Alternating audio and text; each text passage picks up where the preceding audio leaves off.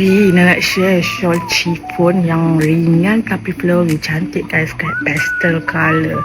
Korang boleh check dekat beg kuning, memang ringan dan flowy, senang nak bentuk gitu, lebar. Ina pakai, tapi Ina pakai macam ni sebab Ina pakai kipas naik public transport kan, senang Ina nak on kipas Ina macam tu. Dia ringan je tapi dia flowy. Ina pakai macam ni sebab Ina pakai kipas. Korang boleh je pakaikan style macam ni pun. Dia besar, cantik gila guys. Boleh tutup semua macam ni.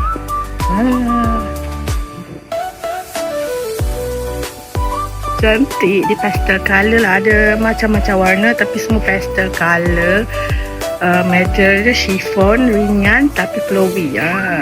Ringan je tapi dia flowy, lebar nampak ni gitu. Ina pakai gini sebab Ina guna kipas. Kipas ni sambil Ina jalan, Ina on je macam tu, Ina tak payah pegang. Macam ni kan.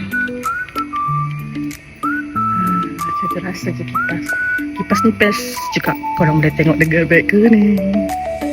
Tapi Ina tak buat full review pasal kipas ni lagi sebab Ina nak pakai puas-puas dulu, baru Ina share. Ina share just selit-selit dekat tempat lain je. Setetkan shawl ni.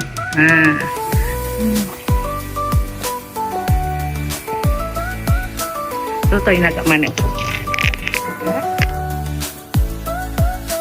Nak pergi kerja. Tunggu KTM.